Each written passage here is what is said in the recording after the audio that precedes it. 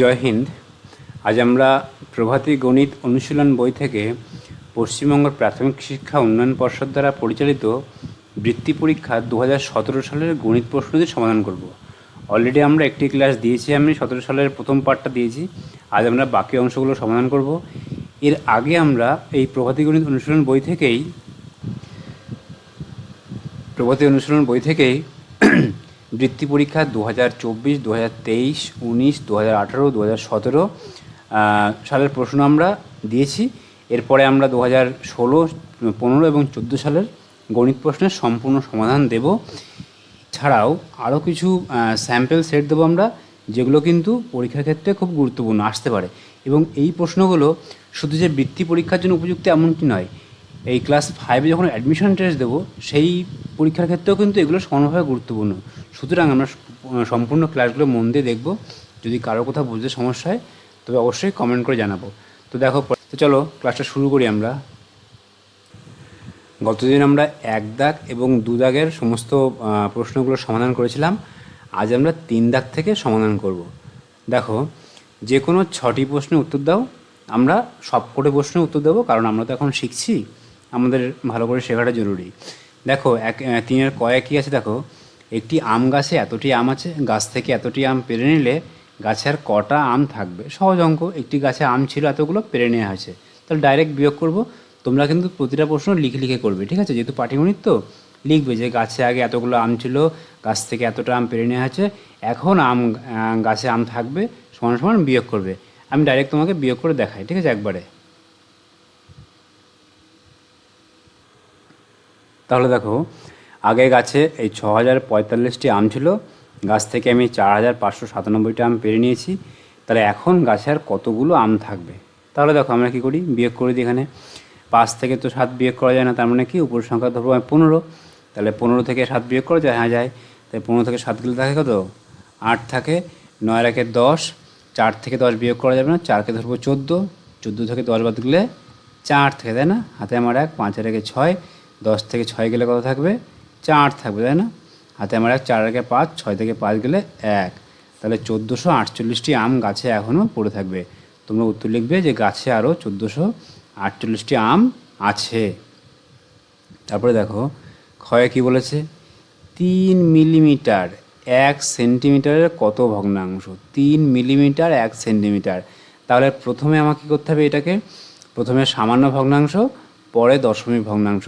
তাহলে দেখো আমাকে কী করতে হবে, প্রথমে আমার দুটো জিনিস খেয়াল রাখতে হবে। কি? 1 এখানে মিলিমিটার আছে, এখানে সেন্টিমিটার। তাহলে আমি কি করব, দুটোকে আমি একই এককে কনভার্ট করে নেব, ঠিক আছে? আমি হয় রাখবো মিলি, না হলে আমি সেন্টিমিটার। তাহলে আমার সুবিধা সব থেকে ছোটো একক কোনটা? মিলিমিটার। তাহলে আমি সব থেকে ছোটো এককে কনভার্ট করে নেব। তাহলে আমরা কি জানি? আমরা জানি যে 1 সেন্টিমিটার মানে 10 মিলিমিটার। এটা জানি তো আমরা, কারণ ওই যে মেট্রিক পদ্ধতির যে স্কেল, কিলো, হেক্টর, ডেকা, মিটার, ডেসি, সেন্টিমিলি, সেন্টিমিলি, তাহলে 10 মিলিমিটার 1 সেন্টিমিটার হয়। তার মানে 1 সেন্টিমিটার মানে কত? 10 মিলিমিটার, ঠিক আছে? এটা কী হবে এখন? মিলিমিটার। তাহলে দেখো, এখানে তুমি যদি লেখো 3 মিলি সমান 3 মিলিমিটার 10 মিলিমিটারের কত অংশ, ঠিক আছে? মিলিমিটারে। তাহলে কী করবো আমি? এই 3 মিলিমিটার উপরে নিচে 10 মিলিমিটার, কারণ 3 মিলিমিটার 10 মিলিমিটারের কত ভগ্নাংশ, তাহলে উত্তর কত হবে? উত্তর হবে 3/10, 3/10। তাহলে 3 মিলিমিটার 1 সেন্টিমিটার মানে 10 মিলিমিটারের এত ভগ্নাংশ হলো। এবার এটা কী করতে হবে? এটাকে আবার দশমিক ভগ্নাংশে প্রকাশ করতে হবে। তখন কি করব? তখন এই 3টাকে আমি এক কাজ করব। আমরা জানি কি 10 দিয়ে ভাগ করতে হয়। তাহলে কোনো সংখ্যাকে 10, 100, 1000 দিয়ে ভাগ করার নিয়ম কি? নিয়ম, সেই সংখ্যার পয়েন্ট দশমিক থাকবে যেখানে, তার থেকে যে কটা শূন্য থাকবে সেই কয় ঘর বাদিকে যাবে। তাহলে এখানে পয়েন্ট নেই মানে কি? পয়েন্ট শেষে আছে না? কটা শূন্য? একটা শূন্য, তাহলে 1 ঘর বাদিকে যাবে, মানে 0.3। তাহলে দশমিক ভগ্নাংশে প্রকাশ করলে কী হবে? 0.3, ঠিক আছে? তাহলে উত্তরটা হবে, ভগ্নাংশে প্রকাশ করলে এটা হবে, আর দশমিক ভগ্নাংশে প্রকাশ করলে 0, ঠিক আছে? 0.3। তারপরে দেখো পরের অঙ্কটা কী আছে, একটি পাত্রে 10 লিটার জল ধরে, ওই পাত্রে 4 লিটার 750 লিটার জল আছে, পাত্রটি সম্পূর্ণ ভর্তি করতে কত লিটার জল লাগবে। তাহলে কি, তাহলে দেখো 10 লিটার জল আমার পাত্রে আছে, আমি ওই পাত্রে এত লিটার জল ধরে, আমি ওই পাত্রে এত লিটার জল আছে, তাহলে পাত্রটি সম্পূর্ণ ভর্তি করতে আর কত জল লাগবে, কী করবো আমি জাস্ট বিয়োগ করে দেবো। 10 লিটার থেকে আমি এইটা আমি বিয়োগ করে দেবো, উত্তর হয়ে যাবে আমার। ঠিক আছে, দেখো বিয়োগটা করি আমি। দেখো তুমি এমনভাবে লিখতে পারো যে 10 লিটার আর নিচে 4 লিটার 750 মিলিলিটার, তুমি এভাবে লিখতে পারো। অথবা তুমি এরকম লিটার লিখতে পারো, লিটার লিখলে এরকম নিচে 4, এখানে মিলিলিটার 000, এখানে 750, তুমি এইভাবেও বিয়োগ করতে পারো, এইভাবেও বিয়োগ করতে পারো, তোমার উত্তর একই আসবে, তোমার কোনো সমস্যা নেই। যেভাবে হোক তুমি এভাবেও করতে পারো, এভাবেও করতে পারো। কেউ যদি মনে করে যে লিটারের সঙ্গে মিলিলিটার আলাদা রাখবে, হ্যাঁ তাও হবে, কোনো সমস্যা নেই। আবার যদি কেউ মনে করে এভাবে করবে, হ্যাঁ তাও করতে পারো, কোনো সমস্যা নেই, উত্তর আমার একই আসবে। তুমি বিয়োগ করো, এখানে 0 থেকে 0 বিয়োগ করলে 0, তাই না? এবার তো 0 থেকে 5 বিয়োগ করা যায় না, তার 10 থেকে বিয়োগ করতে হবে 5, 10 থেকে 5 বিয়োগ করলে 5 থেকে, তাই না? হাতে আমার 1, 7 আর 1 8, 10 থেকে 8 গেলে 2, তাই না? এখানে দশমিক থাকলো, 1 যোগ হলো 4 আর 1 5, 10 থেকে 5 গেলে 5, তাহলে আমার 5 লিটার 250 মিলিলিটার জল প্রয়োজন। মানে ওই যে পাত্রে জল ভর্তি করতে আমার 5 লিটার 250 মিলিলিটার জল প্রয়োজন। তুমি যদি বিয়োগ করে এখানে একই আসবে, এখানে 5 লিটার, এখানে 250, ঠিক আছে? তাহলে 5 লিটার 250 মিলিলিটার জল ঢাললে ওই পাত্রটি সম্পূর্ণ ভর্তি হবে। বোঝা গেল? তাহলে এটা এভাবে করবে।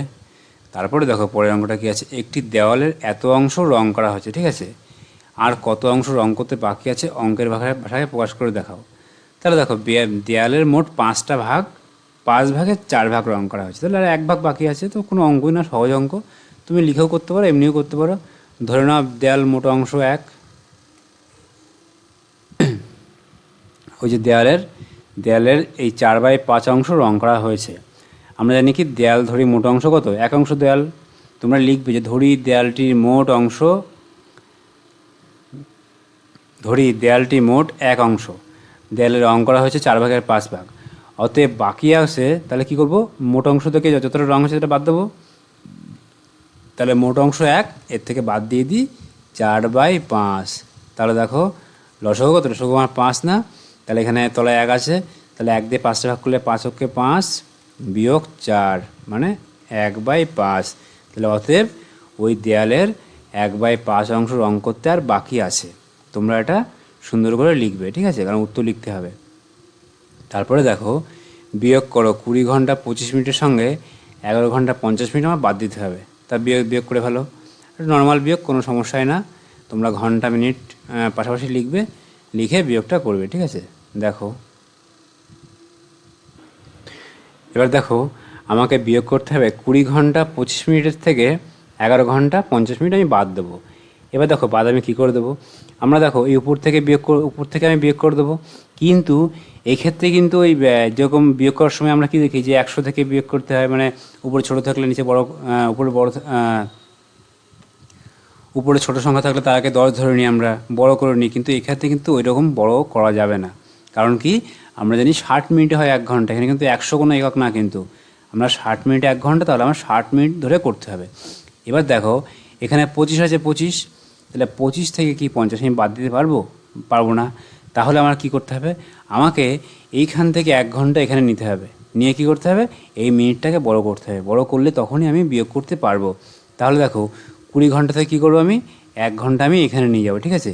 এবার এখানে তো ঘন্টার ঘর, এখানে ছিল ঘন্টা, কিন্তু যখনই 1 ঘন্টা এখানে আসবে তখন কি মিনিট হয়ে যাবে। তাহলে 1 ঘন্টা মানে কী হবে, 1 ঘন্টা মানে 60 মিনিট, তাই না, এখানে মিনিট হয়ে যাবে। এবার দেখো এখানে 25 কিন্তু নেই, আর এখানে 25 আর 60 মিলে কত আছে উপরে, আমার উপরে 85, তাই না, তাহলে 85 মিনিট আর নিচে 50 মিনিট। এইবার আমি 85 মিনিট থেকে আমি 50 মিনিট বাদ দিতে আমি পারবো, তাই না। বিয়োগ করি, 5 থেকে 0 গেলে 5, আর 8 থেকে 5 গেলে 3 থাকে, তাই না, তাহলে 35 মিনিট আসলো। এখানে তো আমার 20 নেই, কত আছে এখানে, আমার এখানে 1 ঘন্টা চলে আসছে না, এখানে আছে 19, তাই না, তাহলে 19 থেকে আমি 11 নর্মালি বাদ দেবো আমি, তাহলে 9 থেকে 1 গেলে কত থাকে 8, তাই না, আর একে মিলে গেল, কোনো ব্যাপার নেই। তাহলে 8 ঘন্টা 35 মিনিট আমার উত্তর। বোঝা গেল। তোমরা কিন্তু এভাবে করবে যে যখনই দেখবে মিনিটের ক্ষেত্রে যে উপরে ছোট নিচে বড়, তখন কি ঘন্টা থেকে 1 ঘন্টা এখানে নিয়ে কনভার্ট করে নেবে, মিনিট করবে, তখন দেখবে মিনিটটা বড় হয়ে যাবে, তারপরে নর্মাল যেমন বিয়োগ করতে তেমন বিয়োগ করবে, ঠিক আছে? কঠিন একটুও না, সোজা অঙ্ক। তারপরে দেখো এটা হয়ে গেল। এবার দেখো এটা কি আছে, 14,000টা প্রতিটি বস্তায় 45 কিলোগ্রাম চাল আছে, এরকম 75টি বস্তায় কত কিলোগ্রাম চাল আছে? তাহলে দেখো প্রতিটা বস্তায় 45 কিলোগ্রাম চাল ধরে, তাহলে 75টি বস্তা, তাহলে কি করব আমি 45 দিয়ে 75কে আমি গুণ করব। তোমরা লিখবে প্রতিটি বস্তায় চাল আছে এতটা, অতএব 75টি বস্তায় মোট চালের পরিমাণ 45 গুণ 75। তাহলে দেখো 45 গুণ 75, এবার আমি গুণ করি, আমি 5 5 25-এর 5 হাতে আমার 2, এদিকে 4 5 20 আর 2 22, তাই না? হয়ে গেল। এবার দেখো এইবার পরে 7 দিয়ে গুণ করব, কিন্তু আলটিমেট 7 না, কিন্তু গুণ হবে 70 দিয়ে, তাই না? তাই এখানে একটা শূন্য দেবো আমি, হ্যাঁ। এবার 7 দিয়ে গুণ করি, আমি 5 7 35-এর 5 হাতে আমার 3, 4 7 28 3 31। এবার যোগ করে দিই আমি 5 শূন্য আর কত 5 2 আর 1 3 3, তাহলে মোট ওই 75টি বস্তায় 75টি বস্তায় 3350 কিলোগ্রাম চাল আছে, ঠিক আছে? তোমরা উত্তর লিখবে, ঠিক আছে? তোমরা তারপরে দেখো বলা আছে যে একটি অঙ্কে একটি ভাগ অঙ্কে কী আছে, ভাজক বলা আছে 15, ভাগফল 12, ভাগশেষ 10, তাহলে ভাজ্য কত? তাহলে আমরা জানি কি, আমরা জানি যে ভাজক থাকে এইখানে থাকে ভাজ্য, এটা ভাগফল, এইটা ভাগশেষ। তাহলে আমরা জানি ভাজকের সঙ্গে যদি ভাগফল আমি গুণ করে দিই, গুণ করে যদি ভাগশেষ আমি যোগ করে দিই, তাহলে আমি ভাজ্য পাবো, তাই না? তাহলে ভাজ্য মানে কি, ভাজক গুণ ভাগফল যোগ ভাগশেষ। এখানে আমার বলা আছে, তাহলে তোমরা নিচে লিখবে যে এখানে বলা আছে যে 15 হচ্ছে ভাজক, ভাগফল 10, আর 12 হচ্ছে ভাগশেষ। তোমরা এরকম লিখবে যে আমরা জানি ভাজ্য সমান সমান ভাজক গুণ ভাগফল, জানি যে ভাজকের সঙ্গে ভাগফল গুণ করলে এবং ভাগশেষ যোগ করলে আমরা ভাজ্য পেয়ে যাব। তাহলে এখানে গুণ করো, এখানে গুণ করো 12-র সঙ্গে আমি 15 গুণ করে দিই, ঠিক আছে? গুণ করলে কত হয়, 15 গুণ 12 180। তোমরা একবারেও করতে পারো, ভেঙে ভেঙে করতে পারো, ঠিক আছে? তাহলে 15 গুণ 12 180, সঙ্গে ভাগশেষ যোগ হয়ে যাবে না, ভাগশেষ যোগ হয়ে গেলে কত হয় 180-এর 10 190। তার মানে ভাজকের সঙ্গে ভাগফল গুণ করে ভাগশেষ যোগ করলে আমি পেয়ে গেলাম ভাজ্য, অতএব নির্ণয় ভাজ্য কত 190। তোমরা এভাবে এটা লিখবে, হ্যাঁ। তারপরে দেখো যমজ মৌলিক সংখ্যা কাকে বলে, এখানে বলা আছে যমজ মৌলিক সংখ্যা মানে টুইন প্রাইম নাম্বার, ঠিক আছে? যমজ মৌলিক সংখ্যা কাকে বলে, উদাহরণ দাও। 7 ও 11 কি যমজ মৌলিক সংখ্যা? তাহলে দেখো যে সমস্ত মৌলিক সংখ্যার মধ্যবর্তী পার্থক্য 2, তাদের বলা হয় যমজ মৌলিক সংখ্যা। যে সমস্ত মৌলিক সংখ্যা, অবশ্যই তারা কিন্তু অন্য কোনো সংখ্যা না, যে সমস্ত মৌলিক সংখ্যার মধ্যবর্তী পার্থক্য 2, তাদের বলা হয় যমজ মৌলিক সংখ্যা। এবার উদাহরণ আমি কয়েকটা উদাহরণ দিয়ে দিই, ঠিক আছে? মনে করো 3 আর 5, 3 আর 5 কি যমজ মৌলিক সংখ্যা। মনে করো 5 আর 7, তাই না, যমজ মৌলিক সংখ্যা। 17 আর 19 যমজ মৌলিক সংখ্যা, মানে এদের পার্থক্য 2, পার্থক্য 2, বোঝা গেল, পার্থক্য 2।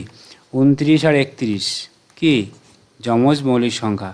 আমি এরকম আগের ক্লাসগুলোতে এরকম 10 থেকে 12টা মানে 1 থেকে 100 পর্যন্ত যতগুলি যমজ মৌলিক সংখ্যা হয় তাদের আমি উদাহরণ দিয়ে আমি দিয়েছি, তোমরা ওই ক্লাসগুলো দেখবে, দেখে এটা লিখে রাখবে, কারণ এই প্রশ্ন কিন্তু বারবার আমি দেখছি প্রতিটা প্রশ্নেই রিপিট হচ্ছে, সুতরাং তোমাদের আগামী পরীক্ষায় প্রশ্নগুলো আসতে পারে। তারপরে দেখো 7 ও 11 কি যমজ মৌলিক সংখ্যা? 7 ও 11 মৌলিক সংখ্যা, কিন্তু তারা যমজ মৌলিক সংখ্যা নয়, কারণ তাদের মধ্যবর্তী পার্থক্য 4। কিন্তু আমার কন্ডিশনে কি বলা ছিল যে 7 এবং 11-র মধ্যবর্তী পার্থক্য যদি 2 হতো, যমজ মৌলিক সংখ্যার পার্থক্য যদি 2 হতো, তাহলে তাকে বলা হতো যমজ মৌলিক সংখ্যা, কিন্তু এদের পার্থক্য 4, সুতরাং এরা মৌলিক সংখ্যা কিন্তু যমজ মৌলিক সংখ্যা নয়, ঠিক আছে? তারপরে দেখো পরের প্রশ্ন কি আছে একটু দেখে নিই আমরা এখান থেকে। এখানে দেখো 4 দাগে কী বলা আছে, 4 দাগে বলা আছে যে কোনো 6টি প্রশ্নের উত্তর দাও, 8 গুণ 6 48। এখানে বড় বড় প্রশ্ন সব।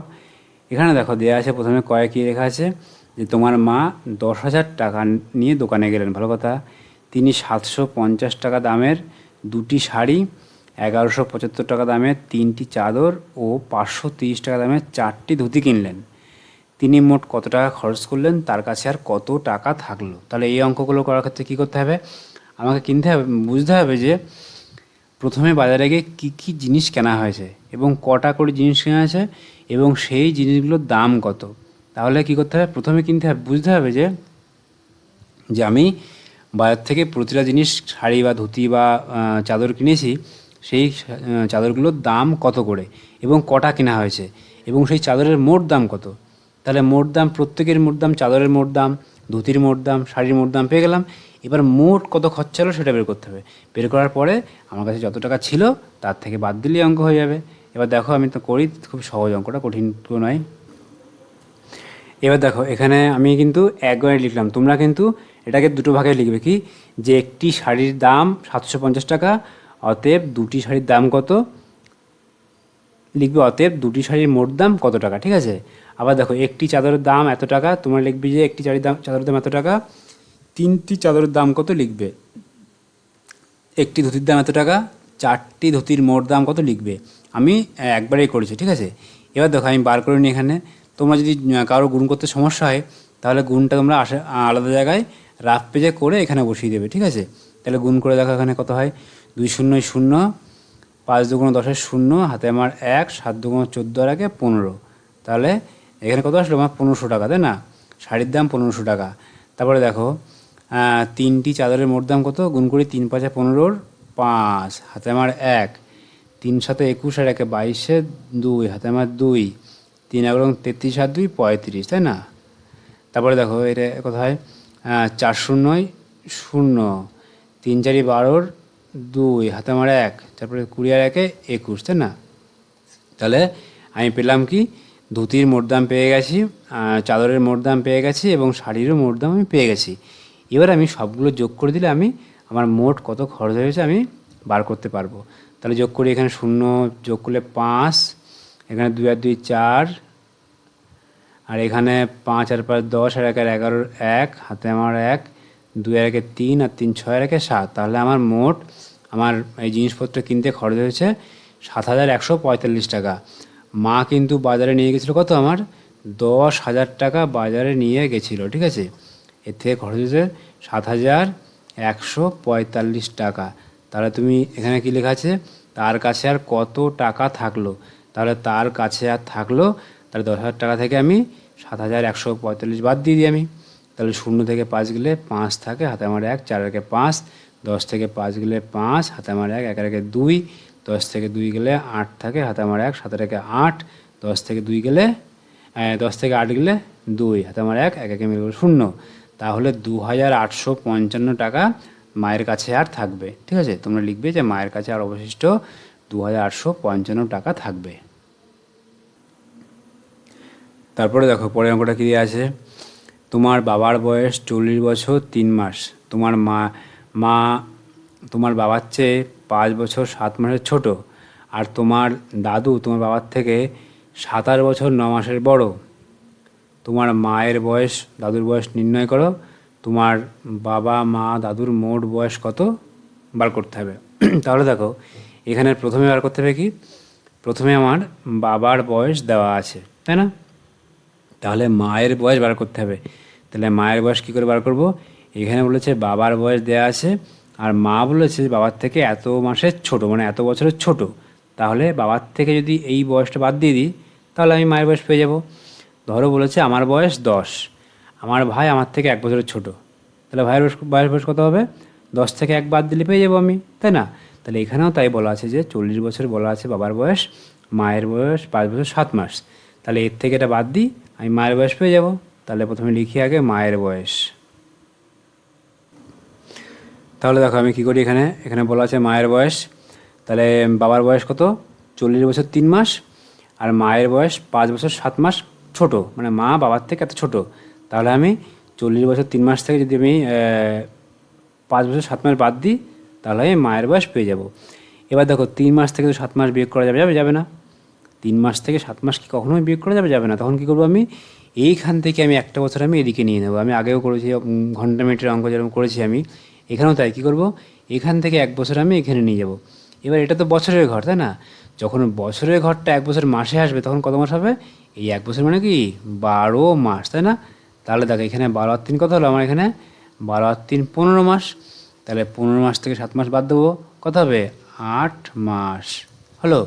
এবার দেখো এখানে তো আমার 40 আর নেই, এখানে কত আছে, এখানে আমার 39 আছে, কারণ 1 বছর চলে এসছে এখানে। তাহলে 9 থেকে 5 গেলে 4 আর এদিকে 3, তাহলে মায়ের বয়স 34 বছর 8 মাস। প্রথম উত্তরটা আমি পেলাম, ঠিক আছে। মায়ের বয়স কত, 34 বছর 8 মাস। এবার কী করতে হবে, এবার বলতে হবে দাদুর বয়স কত। তাহলে দাদুর বয়স কি হবে, দাদু বাবার থেকে বড় না, তাহলে কি দাদার থেকে দাদু বাবার থেকে কত বড়, যতই বড়। এবার দেখো এখান থেকে আমি কী করব, দাদুর বয়স বের করব। দাদু বলা আছে যে বাবার যা বয়স তার থেকে 27 বছর 9 মাসের বড়, তাই না। তাহলে কী করবো, আমি এই বাবার বয়সের সঙ্গে দাদুর বয়সটা যোগ করে দেবো। তাহলে আমি বাবার বয়সের সঙ্গে এই 27 বছর 9 মাস যোগ করলে আমি দাদুর বয়স পেয়ে যাবো। তো যোগ করি, 9 আর 3 কত হয়, 9 আর 3 12, আর এদিকে 0 আর 7 যোগ করলে কত হয় 7, 4 আর 2 6, তাহলে 67 বছর 12 মাস। কিন্তু আমরা কি জানি, এই যে মাসের যে ঘর, এই ঘরে 11 মাসের বেশি রাখা যায় না। যখনই 11 মাস থেকে বেশি হবে তখন সেটা 12 মাস হলেই আমি বছরে কনভার্ট করে দেবো। তার মানে এখানে কিন্তু আমার 12 মাস মানে কি, মানে আলটিমেট এটা আমার একটি বছর। তাহলে এখানে 0 মাস হবে, কোনো মাস থাকবে না, এখানে আমার একটা বছর বেড়ে যাবে। তার মানে 67-এর আগে 68, তাই না। তাহলে দাদুর বয়স কত, 68 বছর। আমার চেয়েছে 3 জনের মোট বয়স কত, তাহলে দাদুর বয়স 68 বছর, বাবার বয়স 40 বছর 3 মাস, আর মায়ের বয়স 34 বছর 8 মাস। সবগুলো আমি যোগ করলে আমি কী বলবো, সবগুলো যোগ করলে আমি 3 জনের মোট বয়স আমি পেয়ে যাব। তাহলে 3 জনের মোট বয়স বার করি আমি। তাহলে দেখো এখান থেকে আমি তাহলে মায়ের বয়স 34 বছর 8 মাস, বাবার বয়স 40 বছর 3 মাস, আর দাদুর বয়স 68 বছর। আমি 3 জনের মোট বয়স বার করি আমি, 8 আর 3 11, তাই না, 11 মাস। আর এদিকে 8 আর 4 12, 2 হাতে আমার 1, 6 আর 1 7, আর 3 10 হচ্ছে 14, তাই না। তাহলে 142 বছর 11 মাস, তাই না। তাহলে আমাদের 3 জনের মোট বয়স 142 বছর 11 মাস। বোঝা গেল, সহজ অঙ্ক, একটু কঠিন নয়। তাহলে আমরা এই অঙ্কটা পেয়ে গেলাম।